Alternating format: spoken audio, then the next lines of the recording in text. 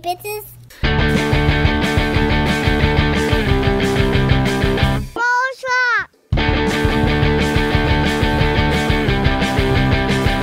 Broadcast. Hello and welcome to the broadcast with Amanda, Shandy, and Colleen. My name is Colleen. My name is Amanda. And I'm Shandy. Welcome to the show, everybody. This is season 8, episode 6, episode number 321. How is it going? Pretty good. It's all right. Yeah? Anything out of the ordinary happened to anybody this week? Well, last week we talked about how 3 out of 3 broads were now married. And I really liked that and enjoyed that sort of like, all of us, 3 out of 3 broads are 39. 3 out of 3 broads are married. Unfortunately, now 3 out of 3 broads have also had COVID. Yeah. The worst hat trick. Yeah. I was really enjoying the one holdout. And no offense, but I blame it on North Carolina. Just going to say it. Yeah. I'm sorry. Well, and to be fair, it's Like- not out of the ordinary. It does seem to be like there's a bit of a surge right now. So There's certainly Yeah. a bit of a surge. And what I learned sort of through the grapevine, not even like officially, but through like what other people have said, not what my leadership has told me directly, because that would require communication. Wild. There's been like a lot of cases in the building, which like, if I would have known that, like I would have maybe donned a mask at work. yeah, I would have Yeah. made a few different choices for myself. Yeah, like information is power. And so yeah, here I am. Yeah, I am I didn't sorry. feel super great on Friday. And so I stayed home from work. I took a COVID test. It was negative. So I was like, okay. And then there's always this like, I don't like hesitate to take sick days if I'm not feeling great, but there's still this like, I think, sort of like Protestant influence in the back of my brain that's like, are you just being lazy? And I thought maybe I was just kind of being lazy, but then I like slept off and on all day, which was just like, whoa. I was just like, kind of out. I was like, okay, that was, and I had a sore throat. I was like, okay, that was like, I don't know. There's a bunch of stuff going around, whatever. And then Saturday I got up and like was still not feeling any better at all. Took 2 COVID tests, like kind of simultaneously, because I'd started one and then was like, oh, that one has expired. So I will do another one at the same time, just in case. They were both super positive. Oh. Yeah, apparently some of the test makers have come back and said that like their tests are actually good longer than the expiration date. Which makes sense. And I remember like reading something on NPR about like what to do. Like they were like, it's like everything. It's not like the day after the expiration date, it doesn't work anymore. But just like maybe the efficacy, effectiveness. Efficacy.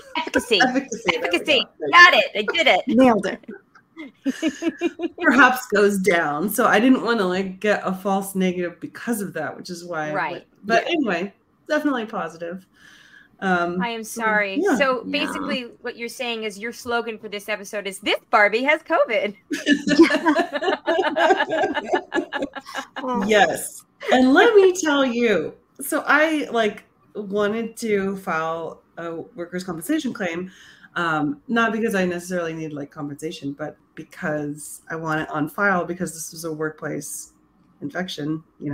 It's like you never know if you're gonna get long COVID. Like so, but that's apparently complicated. But then I was told by my union that like no, you absolutely still can do that and blah blah blah. Here are the instructions.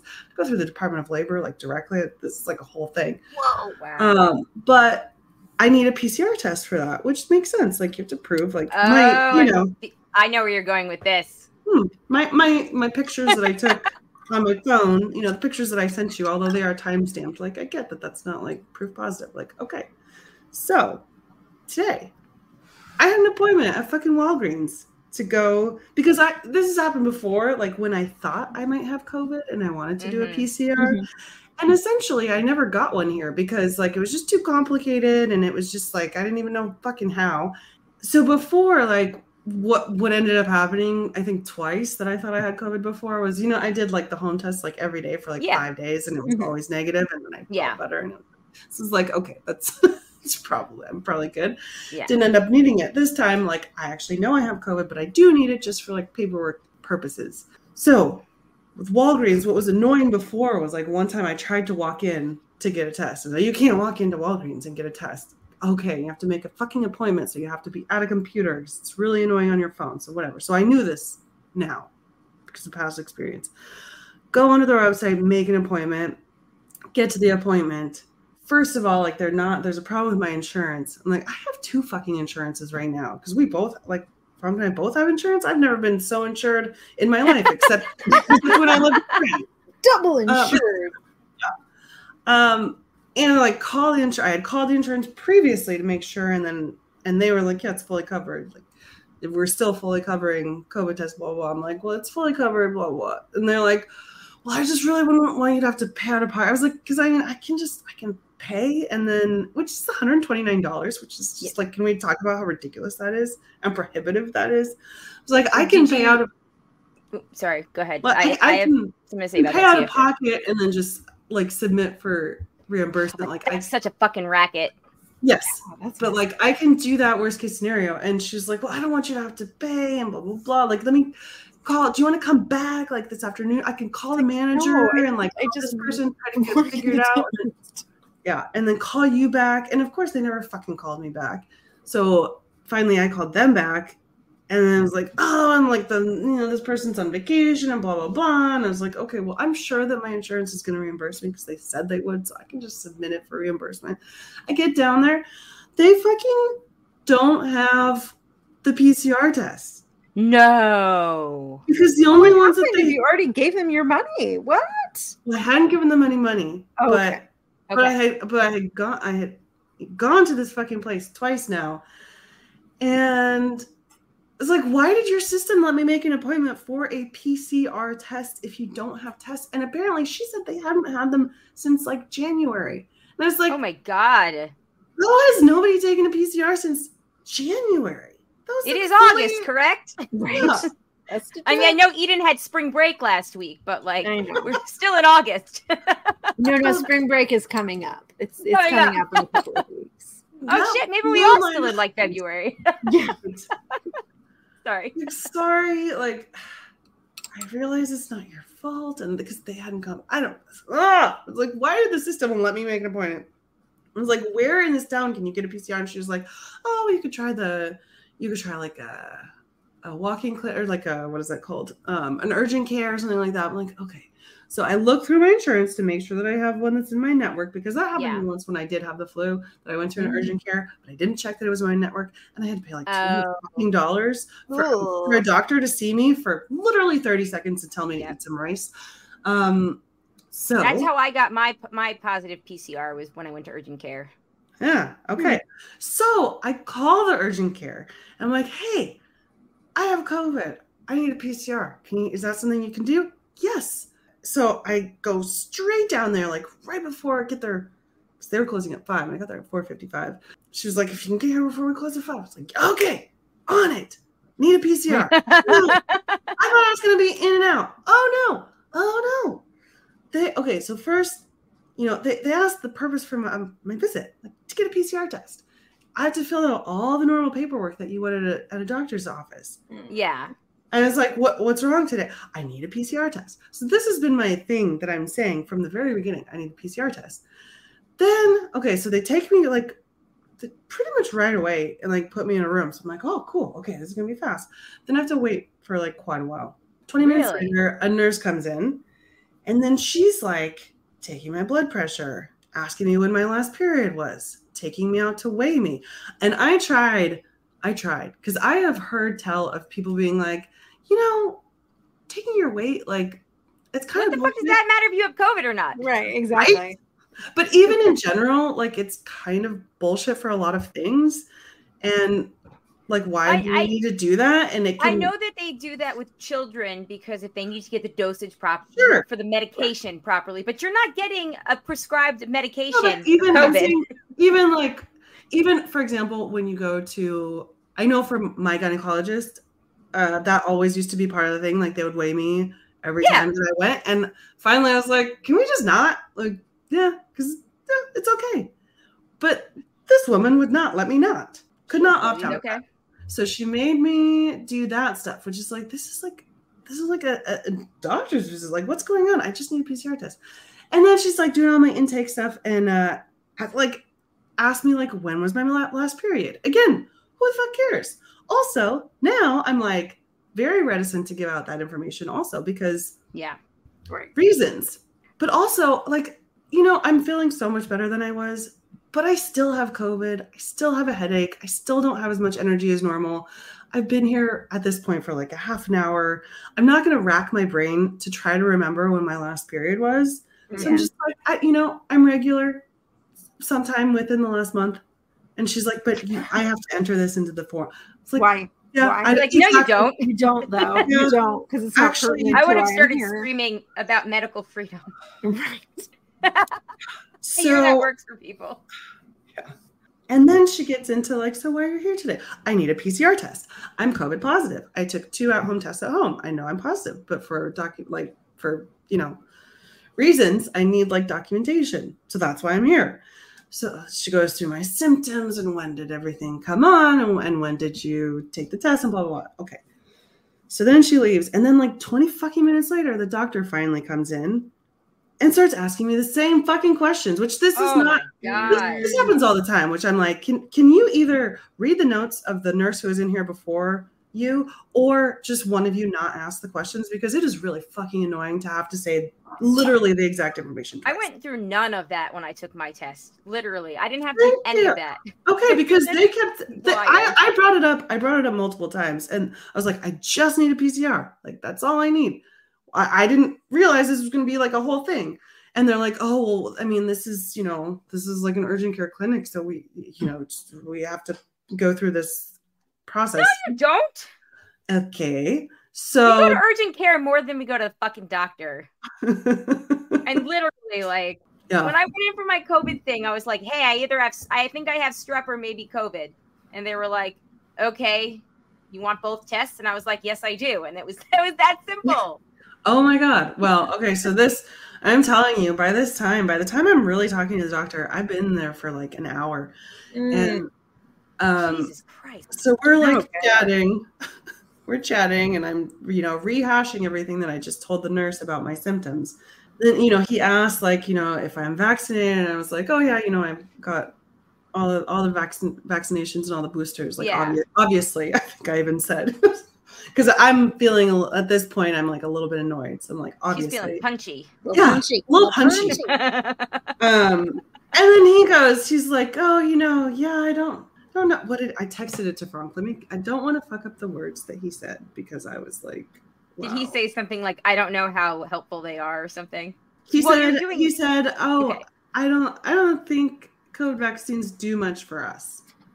And that's when I was like, I would like to see another doctor, please. You're like, I came to the wrong clinic. I'm sorry, what? Yeah. And I was like, oh, well, they kept me COVID free for 3.5 years. So I'm very thankful for them. And, I'm just like, what is going on?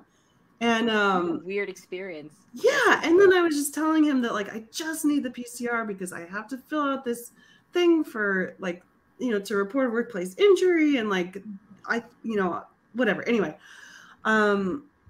Then he comes back and he's like, so unfortunately we don't have the swabs for the PCR. They were expired in January and with their yeah, January is just like a magic number. Did you walk into a time portal? Did you step back into like March? Like, I don't understand. Yeah, it was really fucking crazy. And I was like, that is literally like, I called beforehand, asked if I could do a PCR. I told you it when I checked in, I wanted a PCR. Every step of the way that I have been saying, all I need is a PCR. And you're telling me that you literally don't have the stuff to do a PCR? So weird. And he's like, we could do a rapid test. Like, I don't need a rapid test. I did that at home. I did 2 of those at home. It's like, and he was like, those are like the efficacy. I want to say efficacy, but that's not where you put the emphasis. Well, I'm gonna have to. That's a sassy way to say it. I'm gonna have to spell this word out and make this a question on our next quiz. Okay, so at this point, he's telling me this, and I'm like, then okay, this is where I'm telling him like, I need, because I looked at the requirements for the documentation I have to submit, but I was, again, like, I have COVID. I'm not like reading super close. It's like, I knew PCR was the easiest one. There was something else. Like, I think maybe if the doctor like says there's like, and there's a test that I did with them, and he says like, then I think that that's fine. So like, I'm like, I think that's what, I think that could work, but I'm not really sure. And he made some remark about how the government, oh yeah. Oh, well, you know, logic and the government doesn't really go together. And I was just like, oh my God. Dude has no business being a doctor. This guy was in the Capitol on January 6th. Oh no. Then he grabbed his mug off the desk and it had this is like, okay, this is Capitol. I forgot to mention. So this is like, I mean, if you saw him, he's like this sort of like older, like, you know, just like nice little looking like man. So he's a Fox News viewer. And 100%. Get this fit in the profile here. This motherfucker is not wearing a mask. Like, you know what? At that point, I would have fucking taken my mask off and be like, "Let's see how effective these vaccines are, bitch." Wanna try it? It blew my mind. We're in a medical setting. Second of all, I just told him I have COVID. The man is not wearing a mask. So, but anyway, so, you know, he looks like this benevolent, like, you know, old dude, but like the things that are coming out of his mouth, I'm just like seeing red. So then he leaves. And then this other woman comes in to administer to like have me swab my nose. And then just swab your own nose? Yeah, which is fine. I was swabbed by somebody else once in France at a pharmacy, and it fucking hurt. Like, they went too far. I would rather swab my own. No, I would have been like, gas in New Jersey. You're swabbing my fucking nose. I'm sure you're going to still bill me for all this. One of us has a medical degree. One of us does not. Yeah. I am paying for your services. Stick that not trained for this.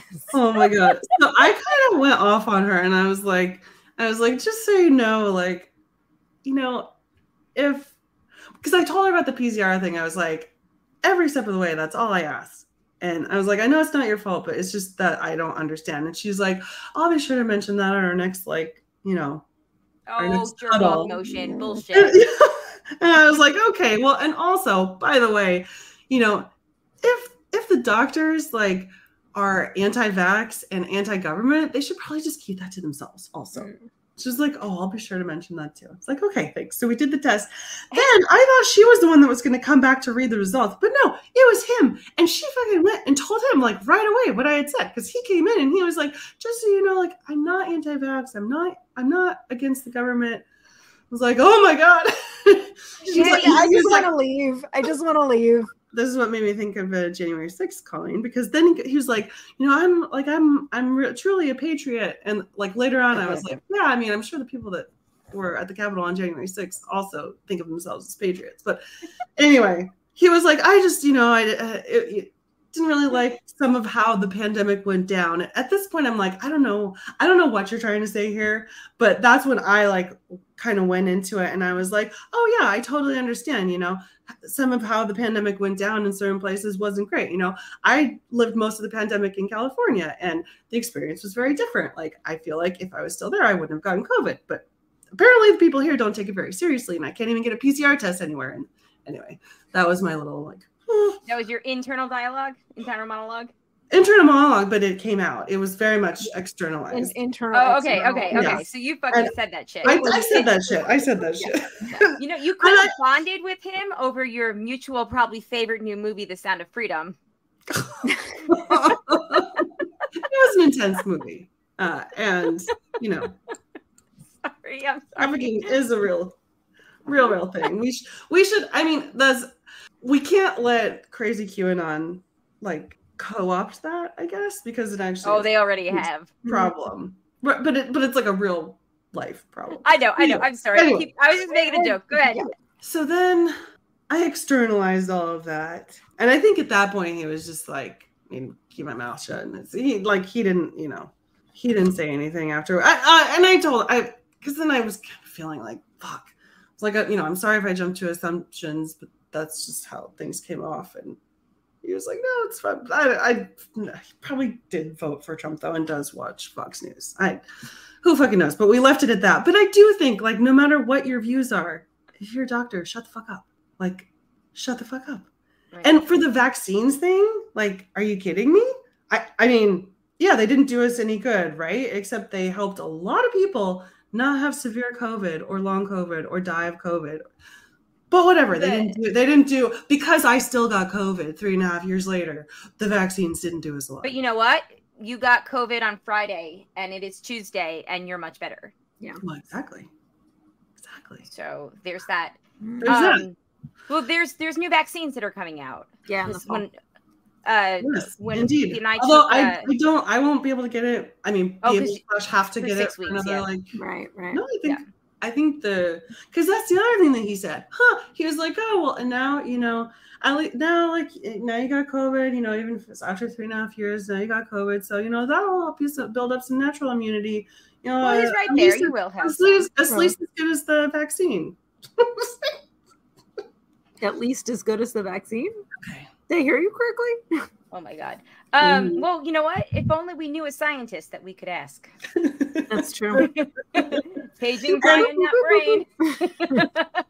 And no matter what the response is about the effectiveness, efficacy of vaccine versus COVID, it's always preferable to get your immunity via vaccine because then you don't run the risk of getting long COVID or having something go south.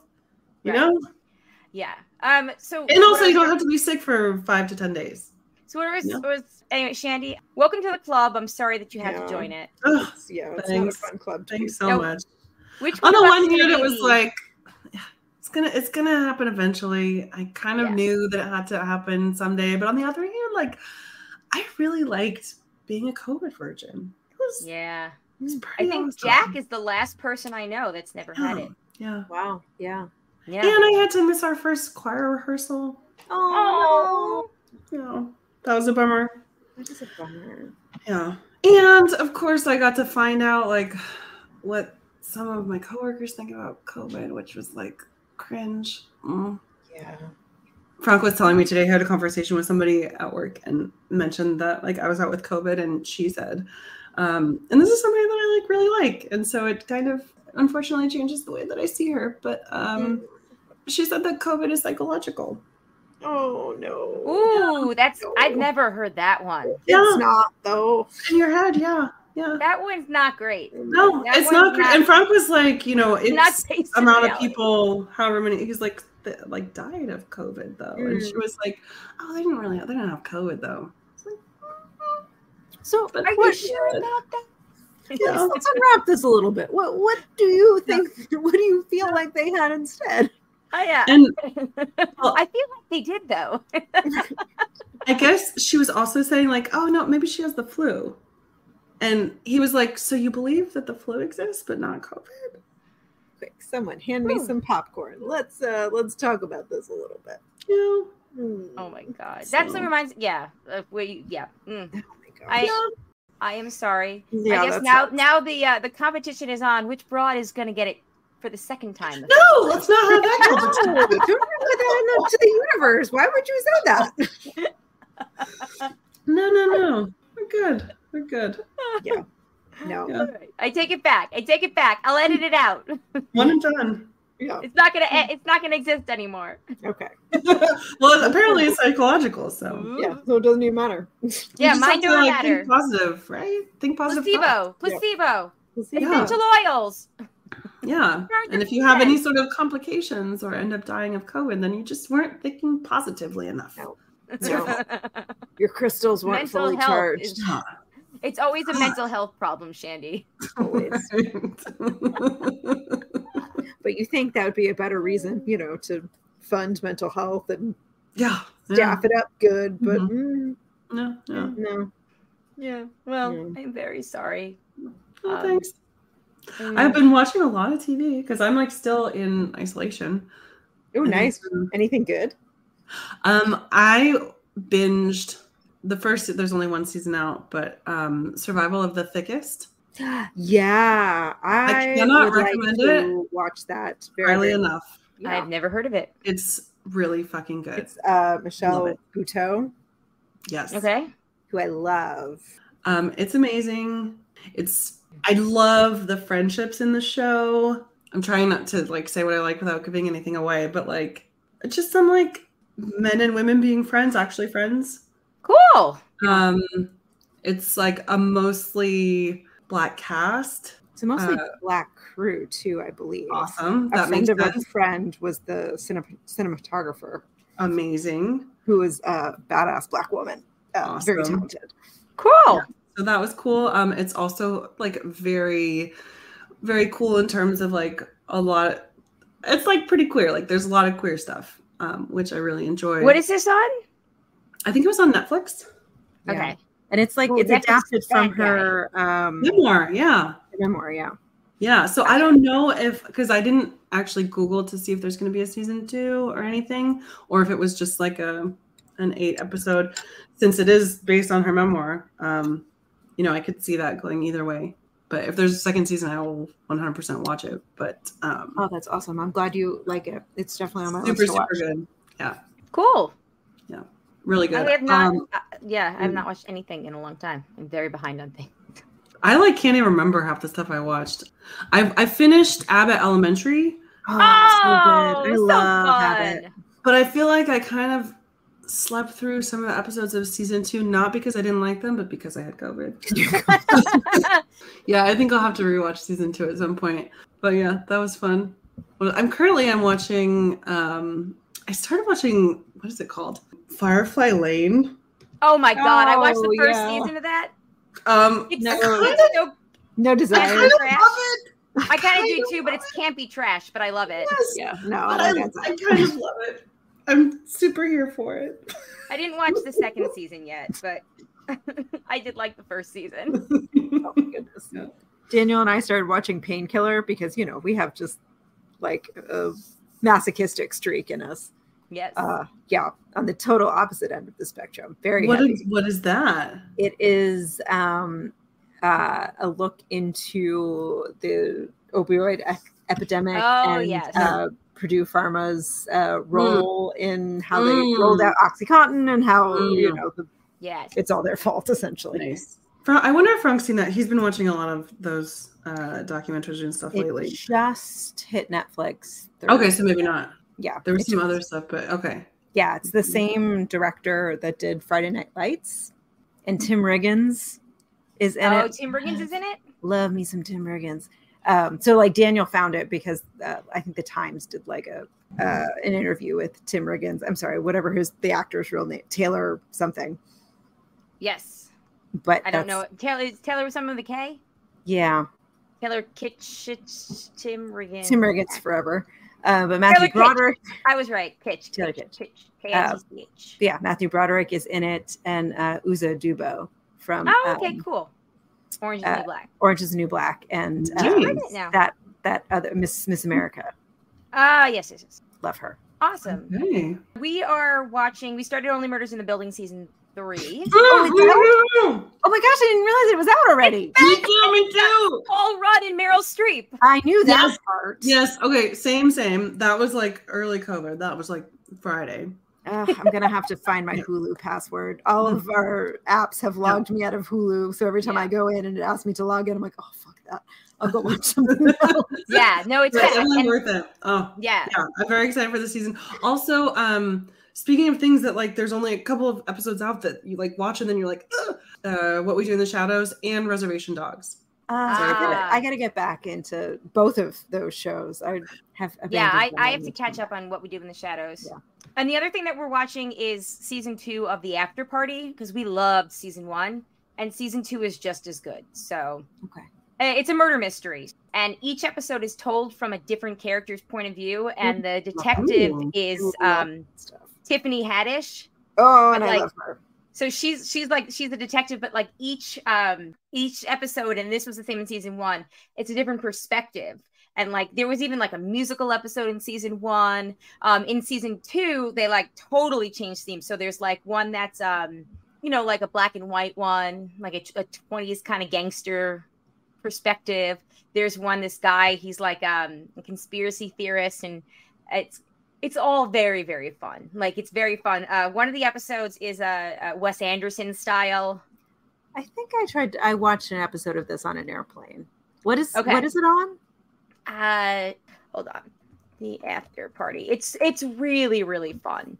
Yeah, it sounds. And Sam Richardson is the other guy that's in it. Okay. Yeah, this all sounds like stuff It's on Apple TV Plus. Oh, I think we still have that.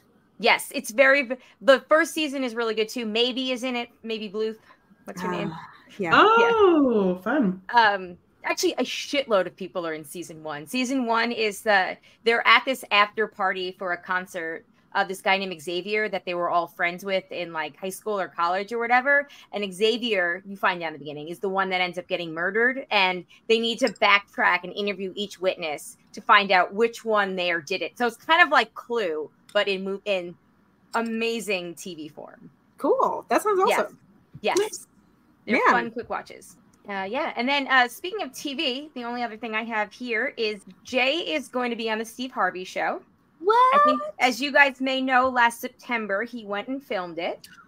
Right. Yeah. Wow. Speaking of the longest, shortest time for totally. Longest, shortest time. Yes. But yeah, so it's a Geek Dad Life, like a toy dispute. So it's very, very nerd heavy. However, I hear it's going to be hilarious. I'm very excited. So it will have already aired by the time you hear this, but I believe you'll be able to watch it on ABC's app or Hulu or something, because it's nice. It's going to be live 8:00 on August 16th, Wednesday at 8 p.m. on ABC. So yeah, I'll have to see. Sometimes we get ABC on the digital antenna, not always. Yeah, sometimes we get it. I think we currently get it, so I'll have to see. Okay, it's going to be really fun though. Yeah, this is great. Yes, I'm very excited. I believe he's one of 3 cases, but it's the season finale. And there's been on Steve Harvey's Instagram, like the show's Instagram page, there's been all sorts of pictures and stuff and gifts from the episode. I need to check this out. Yes, it's very fun. Yeah, very excited. Gonna be cool. How about this? Why don't we take our break now, so that way I can tell people that we are going to talk about Barbie directly after the break. Perfect. Okay. Seamless. So we'll do that. And then we come back. We're going to talk about Barbie. Woo! Because I'm guessing Shandy didn't see Oppenheimer because COVID. Yeah. All right. We'll be right back. All right. We are back. We're ready to get into our discussion about Barbie. Yay. Yes. I can't make the joke, though. Who has become Death, the Destroyer of Worlds, because neither of you have seen Oppenheimer, but I was there. I had it ready. I mean, seriously, like, we got closer to doing a Barbenheimer than I ever thought we would. I'd still say see the movie if you can, because it's really good. It's very well made. The acting is spectacular. Like, I think Josh Hartnett has a good chance of being nominated for an Academy Award. What? Josh Hartnett's in this movie too? Josh Hartnett has a really big part in this movie. Oh, Josh Hartnett. Good for you. Good for you, Glenn Coco. Yes. But you know what? Barbie and Oppenheimer both deal with existential crises of existing. So they actually have very similar themes.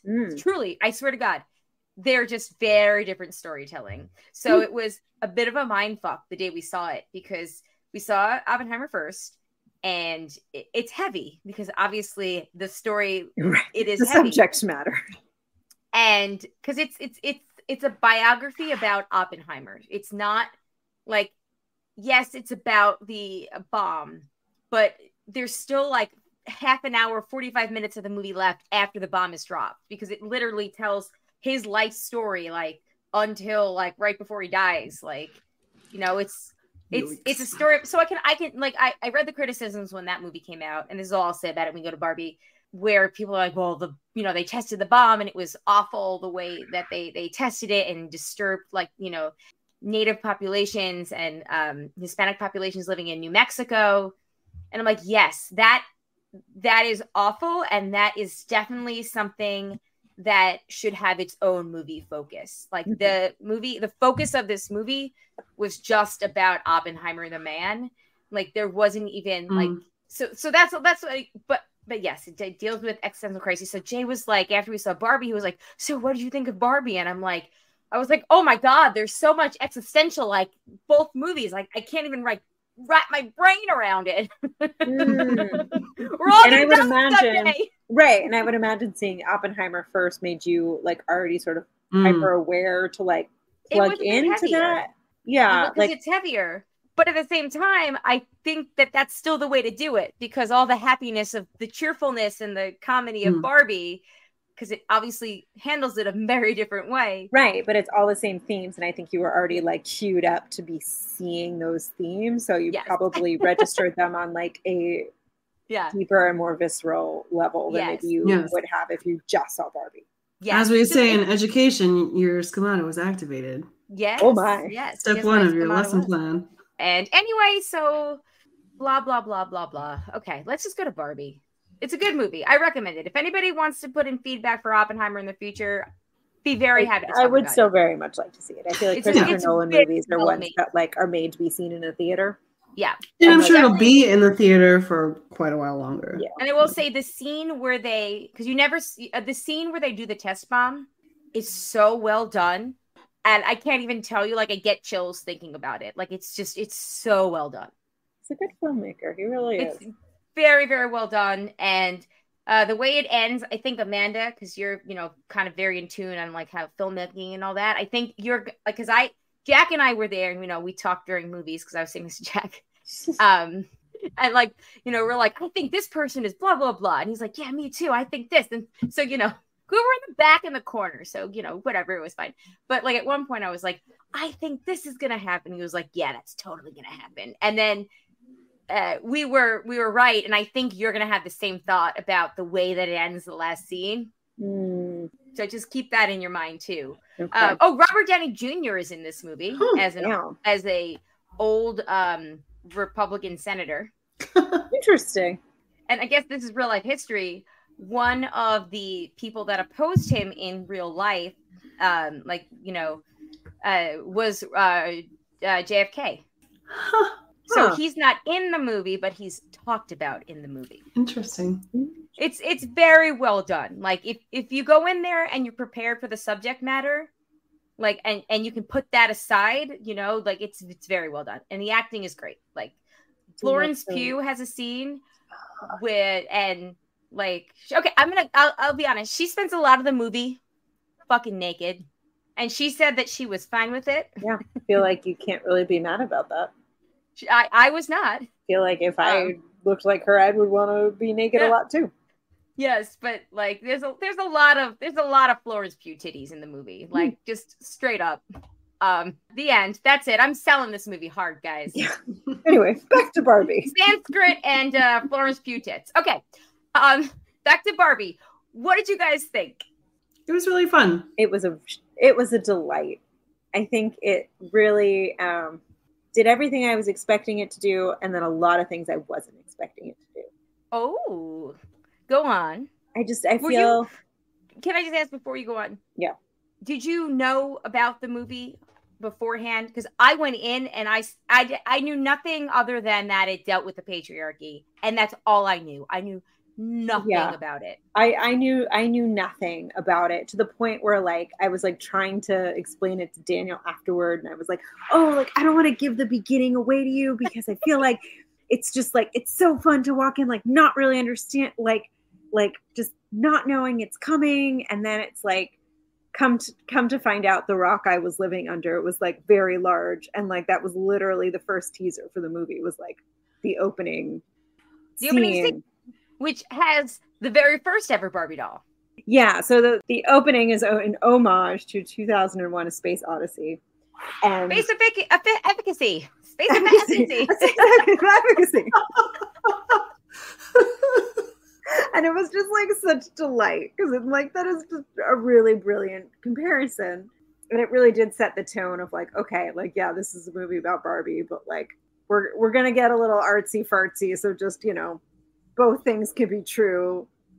Yeah, deal with Buckle up, like we're going on a journey together. And I feel like it set a really wonderful tone, and it just like it hooked me from jump. Awesome. Yeah, I thought it was really fun, and I think I knew a little, not really. Maybe the same amount as you guys. I had heard that there was an amazing speech in it. And so when it happened, I was like, oh, this is the speech. I will say, I wasn't overwhelmed by this. Oh, go ahead. No, I was gonna say I wish I wouldn't hear things about things because I was underwhelmed by the speech too. But here's my thing. Because I had read it on social media. It had been all over my Facebook, so I already knew it was gonna happen. I knew a speech was happening. And every time I was like, blah, blah, blah, blah, blah, scroll past. I pictured it differently, yes. Well, my thought for the speech, and honestly, kind of like most, like the movie in general, like I kind of feel like it was feminism 101 for the masses. And so I really appreciate that because it needs to get out to the masses. And I love it. And it was fun and everything, but it wasn't, again, if you're coming at it from like I don't know. I think for us, like, I think that's why we're underwhelmed by the speech because yes, it was a good speech, but that's just like, that's like an everyday conversation for us. Go on. Which, I believe that one of the things when that appeared on my Facebook was she said it took her like 3 days to film that because they wanted to get it like so perfect and so right that there were cast and crew members that were coming up to her like at the end of each day that were reciting the speech back to her to be funny because they had heard it so many times. Well, like I respect that like, Yeah, I think that's so funny. Like, I think that's great. Like Greta wanted to get it so right that she just was like, nope, we're gonna keep going till we get it how I envision it. And that's great. And I think it was well done. Mm-hmm. I just think that the actual content of the speech is kind of like for many people that's an everyday conversation. And like we're so kind of and that's like such a foundational baseline. But yeah, no, exactly. If it brings more people, great. Let's fucking go. Right, and I did like a major blockbuster, the best selling movie by a female director, like whatever the accolades that are pouring in. Yeah. So here's like it's almost like saying the silent part out loud. I think. Here's some quick stats. So it's made more than $1 billion worldwide. I believe I looked it up earlier. I believe it's like 1.3 billion and counting because it was still number 1 this past weekend. Greta Gerwig is now the highest grossing female director of all time. And Margot Robbie, who fought like hell to make this movie happen. Like she pitched, like, so we had originally the movie was supposed to be like the Lego movie and Amy Schumer was attached to it. Yeah. That all fell through. So it was supposed to be like how the Lego movie is, where like Barbies are telling a story. And, at some point along the line that fell through. And Margot Robbie had long wanted to play Barbie, and her production company, I guess, got the rights to it. She pitched it, she hired Greta, and she fought for her and her vision like the entire time. Like everything along the way was Margot Robbie's and her production company like fighting to make sure that like they like the scenes making fun of Mattel. Everybody, because I did. Full disclosure, I did a Barbie review with Jay and Ralph for the Geek Dad live stream, and they're all big toy people. So, like, in that world, like, the fact that Mattel let people make fun of them to that extent was fucking shocking, right? Like, that was a big deal for the toy people. And that was, like, because Margot Robbie and her production company fought to make sure to get Greta's vision, like, out there. Wow. Which I think is really great. Like, so she's like currently going to make like $50 million in residuals from it for her production company. So like, also there was another article that came out today. This is the last statistic I have. There was a survey done, and it was a small survey. It was like 2,000 people, where 22% of the people surveyed said they hadn't been to the movies in years. And half of those people included people that hadn't been to the movie. It wasn't like I haven't been to the movie since COVID. It was like I haven't been to the movies even since like before COVID. Wow. So like women came out to see this movie, guys. Yeah. And that is awesome. No, it's great. I really appreciate it. I think like the day after I saw the movie, I want to say it was like the next day or maybe 2 days after. I was listening to some podcast that had nothing to do with it. I think it was maybe an episode of Strict Scrutiny or an episode. Oh, I love Strict Scrutiny. Yeah. And also yeah, I think that's, and yes, I think it was that podcast. They made like several references, and I was like, thank God I just saw this movie yesterday. Hey, I know it. I get it. I'm part of the joke. Yeah, it was great. And everyone was great. Like, just like everybody was having fun. They were committed. All the Kens were spectacular. Yeah. It was like a wonderful, and Alan. weird. And Alan. And Alan. So, like deep cuts. Okay, do you guys know who was originally cast to play Alan, but then couldn't because they had to commit to being in London for 90 days for COVID rules and all that? Mm. It was originally supposed to be Jonathan Groff. Oh, that would have been funny too. Yeah, but I think there's nobody more perfect than awkward Alan than Michael Cera. Yeah, so like it just would have been a different. It just would have been different. Exactly. Michael Cera is perfect. And Michael Cera is perfect. The best part about Alan was when he's trying to escape with America Ferrera and her daughter, and then like they stop him, and all of a sudden Alan's like killing people. The fight scene was so ridiculous. Yeah, he's like, I'm never getting out of here. I'm never getting out of here. And wonderfully casted cameos. The pregnant Barbie was Emerald's, what's her face, the director of Promising Young Woman. Oh, no way! The white girl movie. The white girl movie. Which is literally like when I came home and was like telling Daniel about the movie, I was like, oh yeah, and the director from Single White Female. Like that's not what it's called, but like that movie. It's like, I'm sorry, what? Oh no way! I didn't realize that. Yeah. John Cena was in cameo. He was just happened to be in the studio, like on the same like studio soundstage that day to film another movie. So they were like, "Hey, you want to come be a merman?" And he was like, "Fuck yeah, I do." Sure, Barbie movies. Amazing. Which makes me appreciate John Cena a little bit more. Uh-huh. And then, of course, who also was supposed to be a Ken, but also could not commit to the full 90 days? Dan Levy. Oh. Really? Yes. That would have also been a very different texture. That would have been a different shade of pink for the crayon box. Yeah. Which I wouldn't have hated, but yeah. I don't know which Ken he was supposed to play because by all counts, Simon Simulu, who... Hold on, I gotta pull up the names of everybody. Sorry. I mean, it's just Ken. Yeah, he's just Ken. Simu Liu, which I'm so sorry if I'm pronouncing that name wrong. I believe he was always supposed to be that Ken, and obviously Ryan Gosling was always supposed to be Beach Ken. Which, by the way, I'm gonna beat you off. The beach off stuff, amazing. Oh my God. The joke never got old. It never got old. I am not one who enjoys like beating a joke into the ground. I was joke into the ground. For beaching a joke into the ground, usually not here for it. But this instance, on board. I would beach that joke into the ground any day of the week. Nobody is beaching anybody off.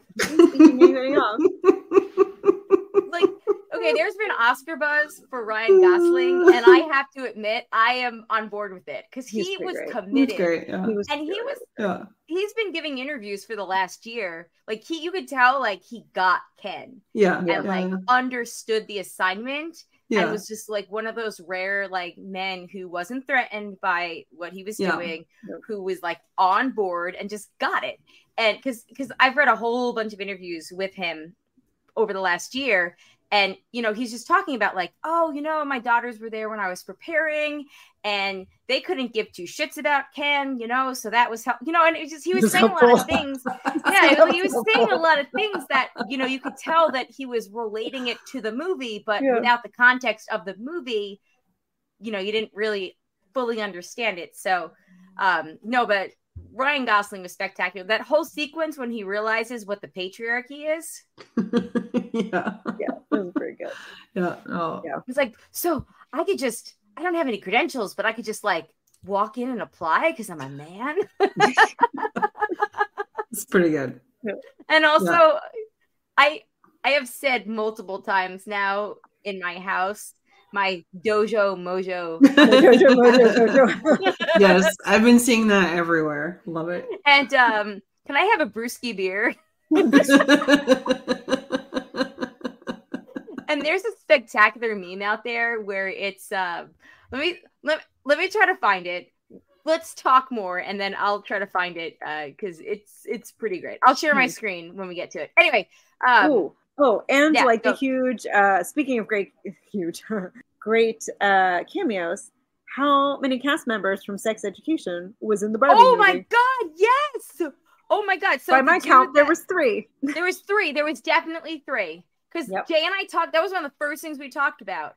So, Emma McKay, she was a Barbie. The dude that's like the gay football player was. Yes! Oh my God! Yes. That one I did catch. Yeah. And then the guy that's his lover, Eric. Yeah, Eric. Michuchi Gatwa, who is also the guy that plays the kid that he's hooking up with. Yeah, for all you nerds out there, the next Doctor Who.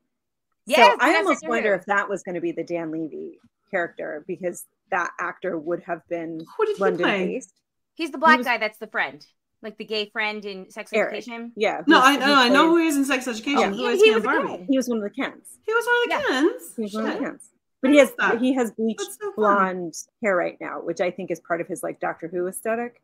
So I think that was probably going to originally be the Dan Levy Ken, because I think that would have been an easy swap to make, and like his star is like rising with like the coming into the role of the Doctor. So I'm not really in the prediction business, but like I'm gonna make that prediction.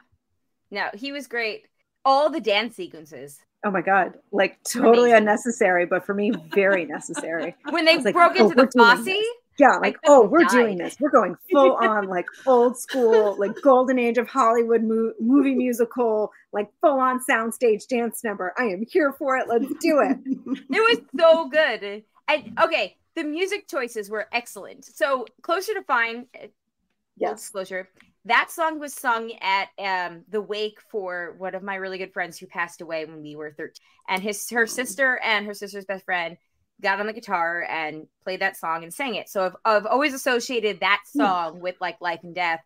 And to have that in there, it was so perfect. Like if you listen to the lyrics, and it's even reaffirmed when America Ferrera's character is like trying to get out. And then to have Push be the song that the Kens are obsessed with. If you listen to the lyrics of that, like it's really perfect. Like they put some thought into that, guys. Yeah. Can't go wrong with the Indigo Girls. Can't go wrong with Indigo Girls. Oh, they're perfect. Perfect.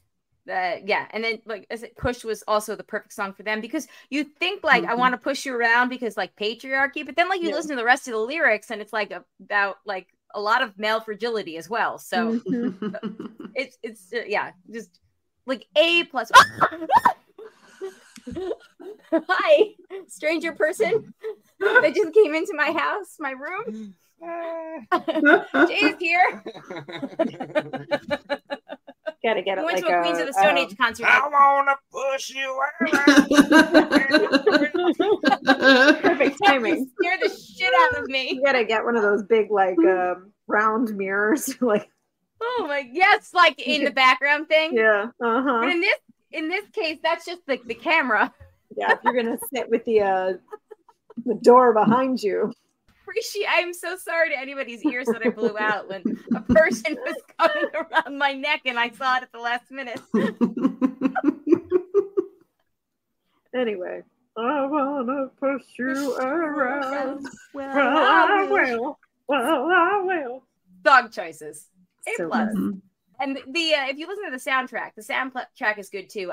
I'm not sure if we're supposed to like Lizzo anymore, but like I still like her song on the soundtrack. Yeah. I heard it before the stuff came out. Yeah, I don't know enough about the controversy to take a side, so I'm gonna just live under my rock. And it's not good. No, we can't. It's bad, and there's a lot of pile-on from a lot of people, including. It's not great. It looks like it may have happened, is what I'm saying. No. And then she hired the same lawyer that defended Johnny Depp. So that's not great. It's not great. No, Lizzo. I know. Anyway, definitely recommend the soundtrack. The Ken song is on the soundtrack. So yeah, if Ryan Gosling wins a fucking Grammy Award for that random song, God, I hope so. It's so good. All of it is so good. On good. that, Justin Timberlake. Yeah, fuck you, Justin Timberlake. Okay, Jesus. Okay, let's refocus. The Amanda, to go back about 20 minutes, you were saying something about how it was very different than what you had expected it to be. When I went in there, I expected it to be first 20 minutes are in Barbie world, and then we spend the rest of the movie in the real world, where Barbie is like making a change in the real world itself. I did not expect I think I kind of thought that too. Yeah, I didn't expect that's us sort to of where go I was thinking. Yeah, back to Barbie Land. Yeah. I didn't expect like Ken And to with like everyone. Yes, with everyone. Oh my God. I am so glad that they kept the Will Ferrell stuff to a very small part, because if it had been like Will Ferrellized, I would have been very annoyed. Yeah. It was like the right amount of Will Ferrell, who there's a theory out there, which Judy alerted me to, that Will Ferrell is actually still playing the same character as his character in the Lego movie.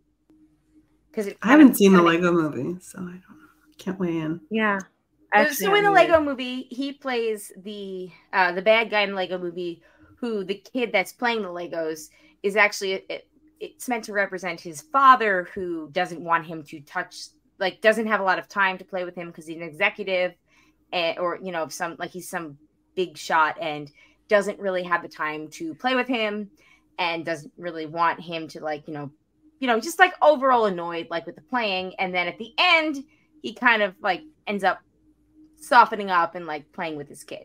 So there's a theory that is an extension of that character, where he was actually like, a Mattel executive, and he's more sympathetic to the Barbie stuff than you expect him to be because of what happened to him, like with this kid in the Lego movie. Anyway, well, I guess we'll see if Will Ferrell is in the next Mattel movie, which is going to be Polly Pocket, directed by Lena Dunham.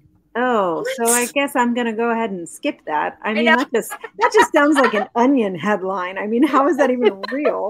They're like, okay, so we're going to go out, like, we're putting our Mattel, we're getting into the movie business. We're going to put our flag in the sand. And then that's your follow-up? To be fair, I loved Polly Pockets. I did too, but you know who's supposed to play Polly Pocket? Yeah. Who else is super hated and like annoyed by most? Oh God, who? Lily Collins. That's the chick from Emily in Paris? Yes, the Emily in Paris chick. Man, I don't think I don't know. This. I mean, it could be a thing. They're really investing in women. I hope. I wish they would have invested in like less problematic women. Right. That film doesn't sound like it's going to be for me, and like maybe that's okay. Maybe it doesn't have to be for me. But the bummer with that is if that movie doesn't do well, then they might not make more movies. And I believe do we need all this like homogenization of no anyway? No. Like do we need Mattel to be coming in like Marvel and we're just I feel like we're already so up to our eyeballs in recycled IP that like maybe like Barbie can just be this shiny weird toy that everybody can collectively agree. Much better that way. A really great example of taking existing IP but also making it its own original art piece. And I believe that they have said that there's no plans for a Barbie sequel because like I think Margot and Greta are smart enough to realize like when you have something good, you don't mess with it because just wait 30 years and somebody will. Right. Yeah, somebody will remake it. But they told the complete story. It had a beginning, a middle, and end. The story is told. Like there's really like you don't need to go further. You don't need to go further. Like what are they going to tackle in the second movie? Like MAGAs? Like what are we going to do here? I will say I just before I forget the ending. Oh my God! Fucking funny. So good. Which ending? The gynecologist? Yeah. Yes. Okay, that was amazing. And when they're like, of course, setting you up to like think it's a job interview or something. Right. I love that. And you wear pink Birkenstocks too. Like, what job is she interviewing for? I mean, So I love that comes full circle with the beginning, which was that women don't have to have babies to, you know, like you don't have to play with baby dolls. Mm-hmm. Also, do you think that there was the part of the reason that the conservatives are freaking the fuck out about this movie, other than it calls out the patriarchy in a, you know, very easy to digest way, that they were, you know, murdering baby dolls in the beginning? Sure. They are very sensitive. Yeah. They're very sensitive.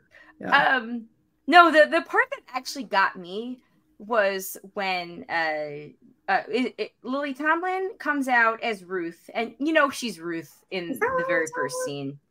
I thought that was Rhea Perlman. Oh, Rita Perlman. I'm so sorry. You're right, Rita Perlman. When she comes out in the first scene, you know, and she says Ruth, like obviously we know. And at that point, I'm like, God damn! If Alex was a girl, he really would have had the middle name Ruth. There's so many Ruths in my life. But no. So when you know she comes out at the end, and Barbie asks her, like, do I have your permission to be a real girl? And she's like, honey, you don't need my permission. You can do whatever you want. That's the part that got me, where I was like, damn, it's like that moment where, like, you know, girls become women, where you realize I don't need to ask permission from anybody to go and be and do what I want. Yep. I love that. Yeah. That got me. Every single outfit and costume in there was great. Mm-hmm. And just the set design. Like I had read a little blurb about like the art directors for the film and how they really like built the world to be authentic to like your Barbie experience. So like all the furniture is a little too small, and like there's no water in Barbie Land. Oh, I loved all the like, you know, joking. like all those little details. Yeah, that's great. That really like built this world. Yes. Because it was so true to how we played Barbies. Like, you know, she fake drinks the milk, but she's drinking the milk for real. Like, you know, I love that so much. There's no stairs in Barbie Land. No, exactly. Or there are stairs, but like we didn't do the stairs. You never used them. Yes. She just how amazing. Off. Yes, exactly. And how amazing was Kate McKinnon?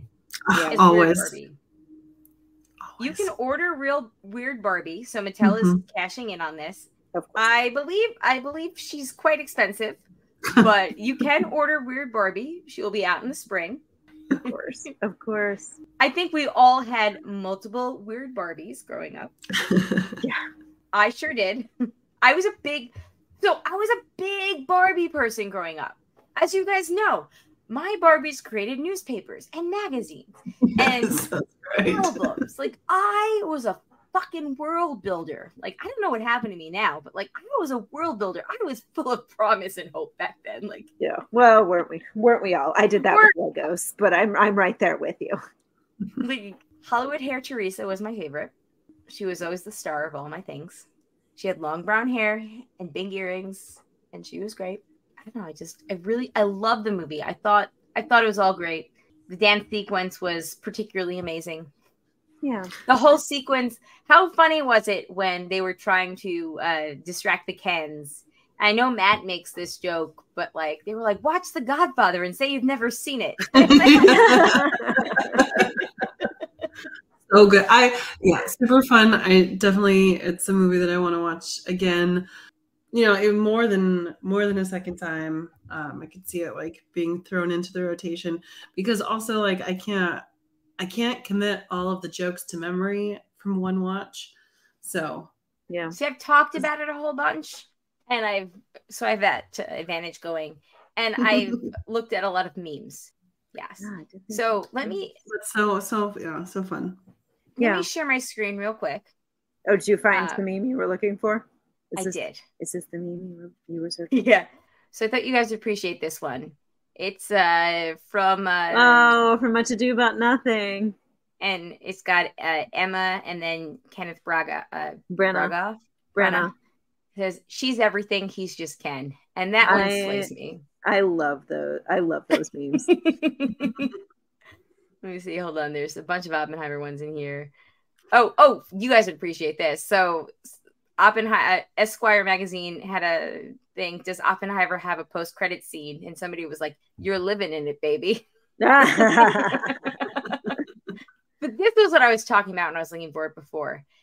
It's from Jack Donaghy from 30 Rock, and it's "We know what art is. It's painting of horses." And that killed me because the whole thing where he was just like, you know, I didn't really like the patriarchy so much once I found out it wasn't just about horses. I kind of lost interest once I found out it wasn't all about horses. Anyway, yeah, no, the marketing for this movie was spectacular. Like completely spectacular. The meme generator, the Barbie dream house, that was the Airbnb, all of it was great. It's just the whole discussion of like the sort of Barbification of everything and like Barbie pink. It's interesting. It's like an interesting discussion to have. And I like knowing that Mattel wants to go and be in the vein of Marvel, like make more movies. I'm curious. Yeah. You know, I'm not worried that this is kind of a lightning in a bottle moment because I think it is a lightning in a bottle moment. And I don't think there is any, you know, and maybe just because, you know, we are sort of the generation, or, you know, I mean, there's so many generations that grew up with Barbie, but like it is such a singular touch point that like I struggle to see how other toys would have the same. Right, because the other toys that have had the same luck, they've already had movies. Transformers. Right. Well, I guess Ghostbusters was a movie first, but like Transformers has had like this whole thing. And like if you go through like all the lines of like toys that are out there, like they've all had movies and like, you know, comic books to like this was Barbie's time. And right. But I think also Barbie is singular in the sort of intersection of all the things she represents. Yes. And has painted upon her. So I think that's really, you know, watching this movie reminded me just how much I respect Greta Gerwig as a filmmaker and sort of what she was trying to say and how she was really trying to address all of these things about Barbie that are all true. That like, you know, there is this side of Barbie that like she is this much loved doll and she's this much loved toy and she's aspirational and like Barbie is president and an astronaut and like she's solved feminism. But then there's this other side of like her body is this very unattainable ideal and like has the reverse effect. Like that all these things exist about Barbie and they're all true. Yeah. And like there was just so much care to addressing and thinking about all of those things and how they exist together and like what that means. And like starting to explore that in a way that was interesting, but also had was easily digestible for the masses. Like it just, there's so many competing thoughts that all exist in this movie and No, I agree. Yeah. And it's such an amazing feat. How did you feel about the fact that Barbie had thoughts of death and was having these thoughts? By the way, her getting the flat feet was fucking amazing. But like, how did you feel about the fact that it was Gloria and not her daughter? I thought that was such a wonderful touch that it was somebody, a millennial, like in our generation. That Sorry. Finish your thought. No, I was gonna say that's who was more in tune with the Barbies than it being the stereotypical, like a sad kid is having problems with their parents who are divorcing and like here's that trope again and like, you know, they're using this as like an escape. No, it was a woman who is our age who has played with Barbies growing up and like went back to something that comforted her where, you know, she was like drawing the pictures and like, you know, pouring her like the way that we, or most of us, some of us, I don't know, many of us had of like poured our souls as we were kids playing with Barbie dolls. That is what ended up, it was the mom, not the daughter. And I really like that too. It was like a red herring of a twist. Yes. You know, it was like a twist, but then you're like, No, it's not. That's like the most logical thing in the whole world. Like, of course. Like, that makes much more sense than like, you know, a disillusioned Gen Zer being like, oh, I was playing with the Barbie. Like, of course that makes sense. Exactly. When you stop and think about it, you're like, right, of course. Like that. And I love that. Yeah. And I appreciated that because that really showed me that the movie was made for us more than anything else. You know what I mean? Yeah, I do. I don't know though if I completely agree. Like, I don't know if it's a movie that was like made for us, because I do think it like it is a movie that was made with like mass appeal in mind. And I think, you know, I think Barbie has existed for much longer than our generation. So I think there are several. I think there are many different generations that would make that same argument. That's true. I think knowing that Greta Gerwig was born a year before us, I am assigning more of us to her than maybe fair. Only 1 year before us? Yeah, she's 40. She turned 40 on August 4th. Same day that Obama's birthday was. And Meghan Markle. Yeah. Don't you Happy birthday. What a trifecta. Yeah. I did love, you know, the other scene that really got me, that just like got me in like the heart swells. So Barbie has never seen anybody that doesn't look, you know, perfect like her. And she's at the bus stop. Yeah. She looks at the older woman and she just looks at her and she's like, you could tell it's the first time she's ever seen somebody that looks like that woman. And she's like, you're beautiful. And the woman's like, yeah, I know. And I love that so fucking much. Yeah. And this the whole time I was like, God, I want this woman to be like some Easter egg of an actor that I just am not privy to. Because or maybe like I'm just trying to prescribe too much to it. And it was just like a really beautiful moment. And maybe that was also the point, that it was just like some old woman, which could have been any old woman. I have not looked up who that woman was, but yeah, it would have been fun if that was like, you know, one of the like on the creative team of Barbies from 1970 or something. Right, right. But no, I thought that was such a great moment. Oh, so beautiful. Yeah. Okay, any other thoughts before we move into the feedback about Barbie? We're just going to do, I'm sorry, I know that we said we were going to do all the feedback this week, but I was just kidding. Well, I didn't paste it into the outline anyway, so. Yeah. Oh, well, there we go. Okay, so we're just going to do Barbie, though, for now. Sorry, next week, swear to God, promise. Yeah, I don't know. I'm trying to think of something, but yeah. Any last thoughts, though, about Barbie before we may get more thoughts with the feedback? It was great. I really loved it. I really loved it. I loved that, that it was a very weird movie, but it was also a very poignant movie. And yes, I'm really glad that Mattel was like, okay, yeah, we'll go with your weird vision. Somebody told a weird movie, and it was so good. Yes, somebody told them, think of the products you'll sell. Exactly. And they're fine. It's like, gee, if more just big brands and companies just listen to different voices and maybe gave other people a chance to tell a different story. I don't know, maybe we would just have more fun stuff to watch. Yeah. Remember that time Obama told a joke at the White House Correspondents' Dinner about Donald Trump, and instead of just playing it off and building his real estate brand on it, he decided to run for president? God, that didn't end well. Thank God Mattel took the funny version. I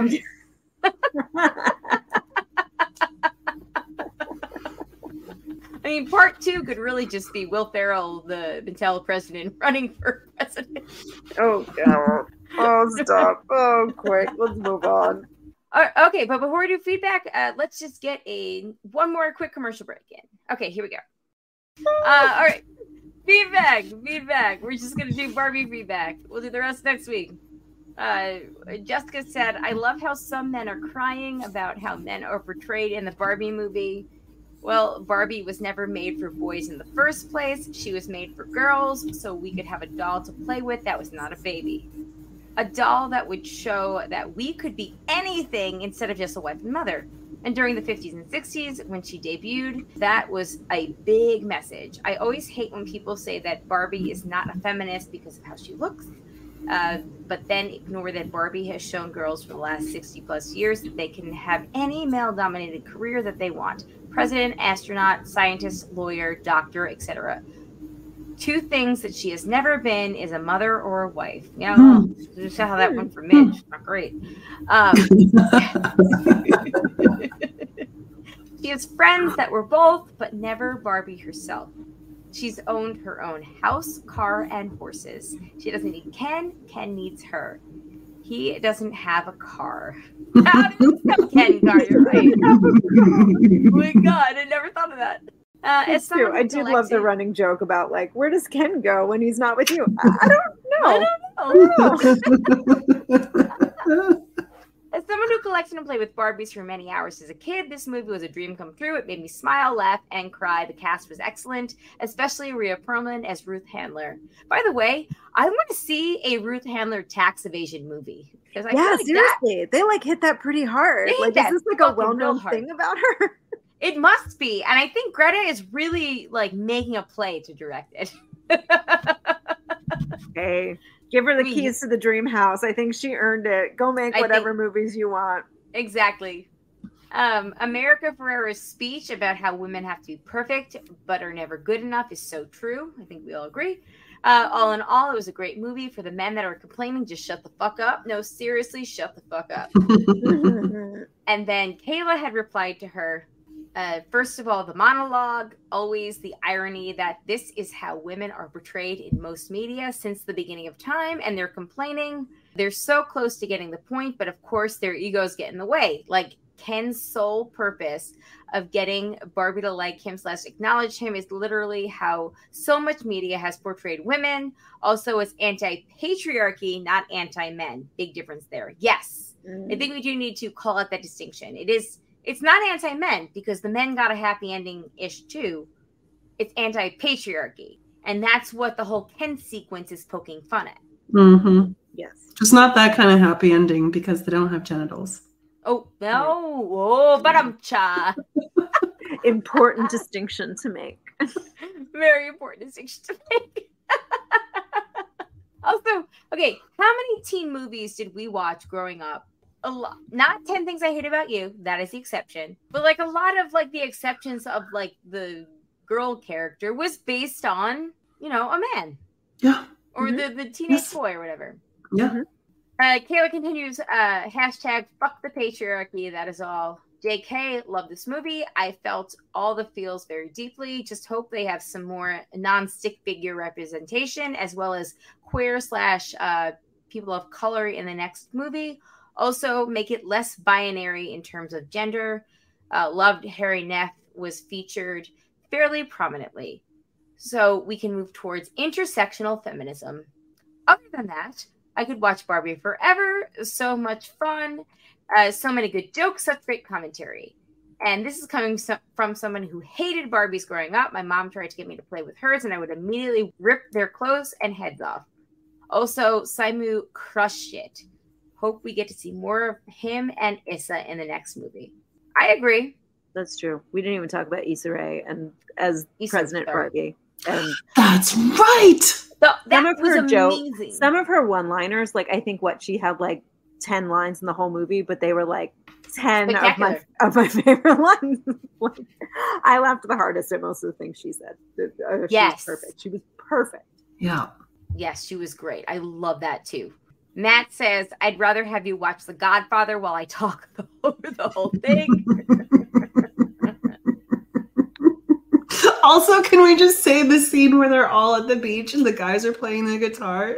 Yes! No. Oh my God. That was so good. So fucking true. Oh, I know. I love that so much. That was great. And then we can finish up with an email from Matt. Matt writes in Barbie feedback, and he says, hey, broads. So how many times can I use the phrase woke propaganda in this letter? Kidding. If you told me 10 years ago that indie darling Greta Gerwig was going to direct a Barbie movie with Noah Baumbach co-writing... That's her partner in real life. Yes. Oh. Co-writing the script, and that it would be one of my most anticipated films and ultimately one of the best of the year so far, I would have said you were high. You also probably would have made a run for it if I asked any follow-up questions for how the world is now. That's fair. I have to imagine I'll be in agreement with you three, so I'll try to keep this brief, or at least a lot shorter than the last time. This movie is a blast. The art direction and costuming are stellar. I'm sure you noticed the size of the pockets in Barbie Land clothes. Fuck yes. Margot Robbie was practically born to be Barbie, and the success of this is certainly welcome for her career after Amsterdam and Babylon bombed in quick succession. Her reported $50 million payday for Barbie probably helps.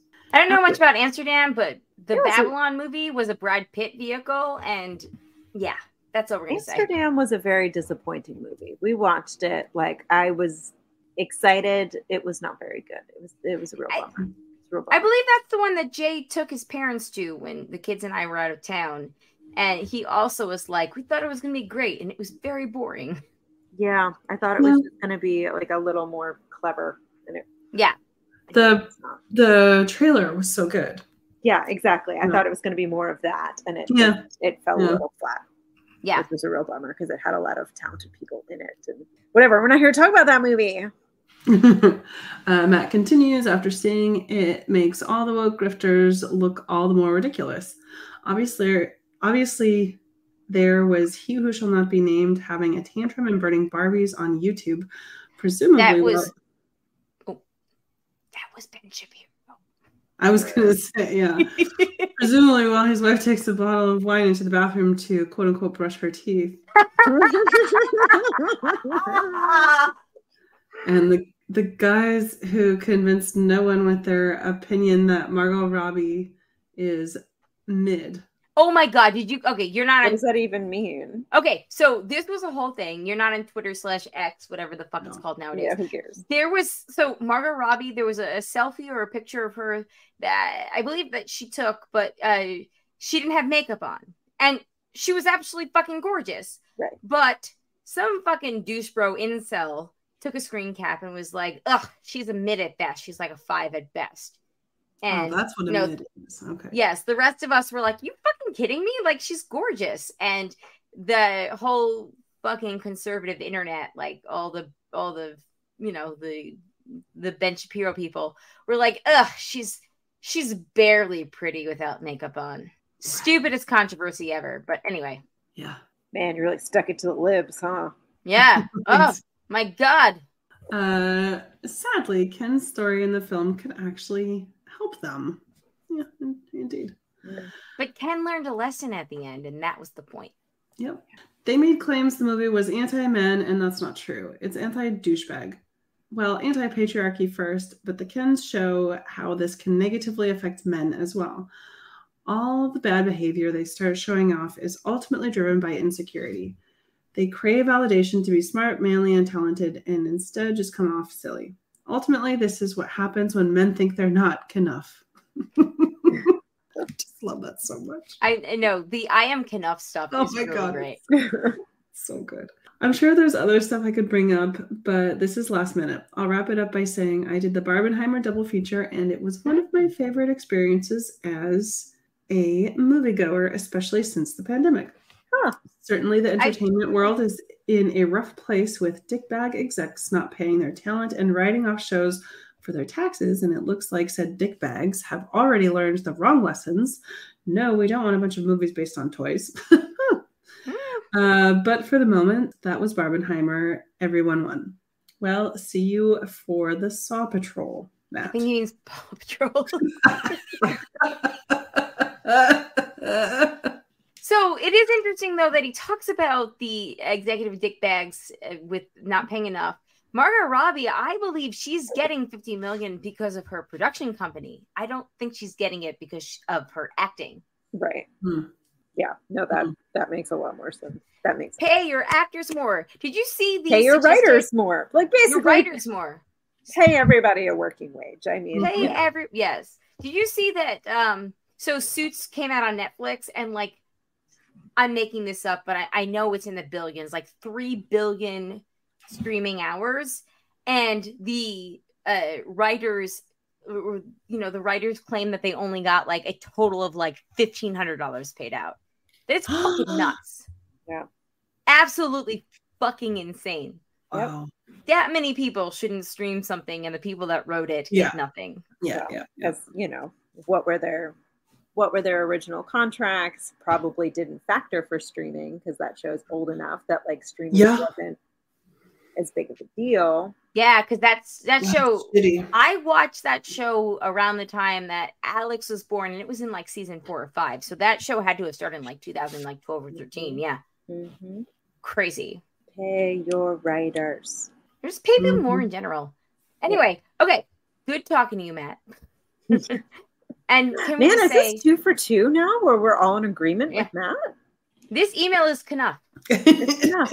Yes. I do want to know what order he did Barbenheimer.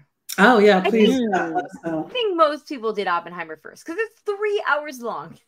Yeah, you got to get that one out of the way. Yeah, definitely. Yeah. Speaking of Just Ken, though, I did want to say that I know when we talked about it originally, the thing in French. I can't remember if I talked to Frank about it or not, but I talked to him about it after the movie, and I like explained the whole thing. And I was like, "Does that mean anything to you?" And he was like, "Absolutely not." So we are, we're like, I think there's 2 things going on simultaneously. The first one is that we're too old, and the second one, the second one is that it's been too long since we actually lived in France.